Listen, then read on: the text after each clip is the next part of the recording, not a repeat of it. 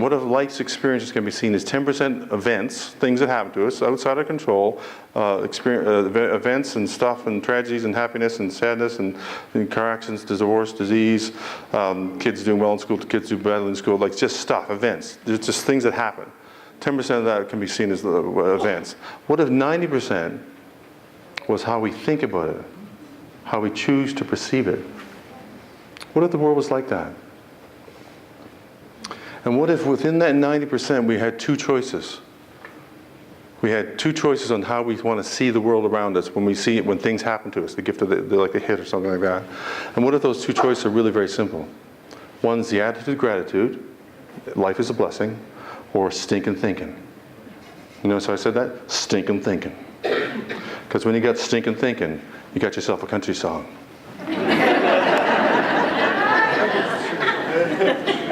I started writing a country song because I was diagnosed with, in 2005, October of 2006, I re-met a gal that I dated 18 years ago that summer of 2006. And by October, we were getting a little closer, getting a little bit serious. I thought to myself, I've got to tell her that I had this disease. I wasn't really looking forward to telling her because that could have been a deal breaker in my mind, in my stinking thinking mind. I thought, that's it. I thought to myself, she's going to walk. She's going to say, no, I can't handle that one. So I've seen people on, no way.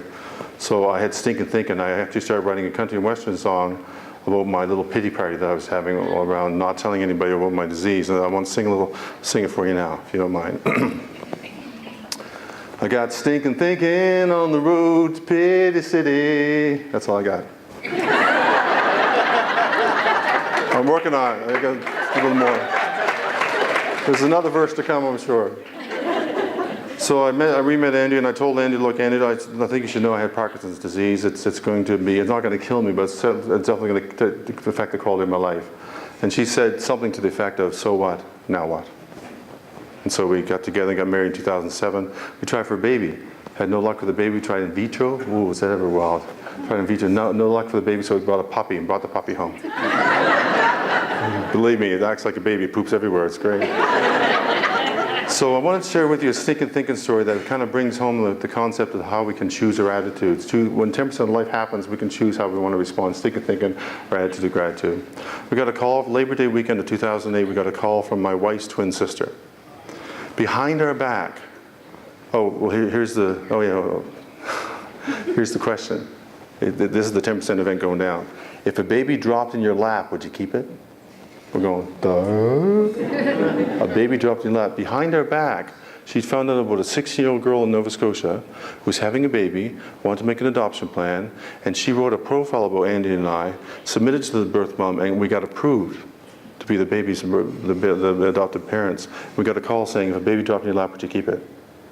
So that's the 10% events going down. There's a baby being born. You know, it's like nobody's stopping that one. That's going down. So what's the choice? My wife, attitude of gratitude. Whoa! Me? Oh my gosh, we're having a baby. Stinking thinking. The first stinking thinking happened when I went to see the social worker because she said 50% of the birth moms, she wanted to tell us up front, 50% of the birth moms that make an adoption plan will change their mind after the baby's born. My little stinking thinking went, just start, right? Then I bought the crib. Got the crib, and I took it home, and I kept the receipt in the box. Then I heard that the birth dad had given the birth mom a ring. And then came the time where we had to meet the birth mother and disclose our medical histories. Now, you want to know what the birth family is all about. You want to know about diabetes, heart disease. You want to know that kind of stuff, right? But they want to know our medical history. I thought to myself, what does a 16-year-old know about Parkinson's disease? I said, at the very best, she's probably seen Michael J. Fox. And with apologies to my friends with dyskinesia, but you've seen Michael J. Fox on Oprah? You know, like this, right? And I thought, she's going to, in my small mind, I thought, she's going to think I'm going to drop the baby. It's going to be a deal breaker. I told her, and as a 16-year-old was a bigger person than 9, she said the equivalent of, so what, now what? Hannah was born November 28, 2008.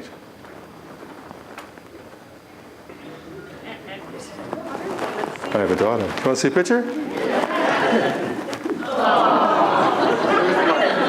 We kept the dog.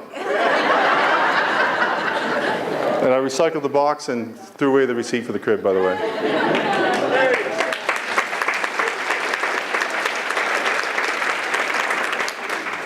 Now, up until this second, I'm just a proud dad with Parkinson's.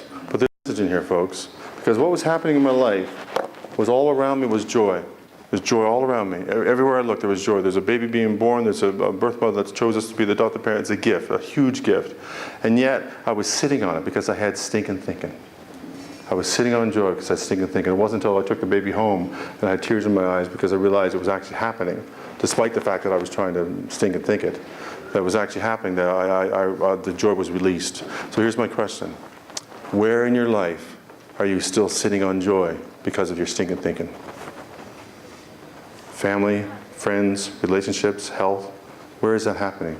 Because if you're doing that, you're draining the mental dimension of life away from yourself. You're putting your thoughts into worry, guilt, and fear, and that's a big mental black hole.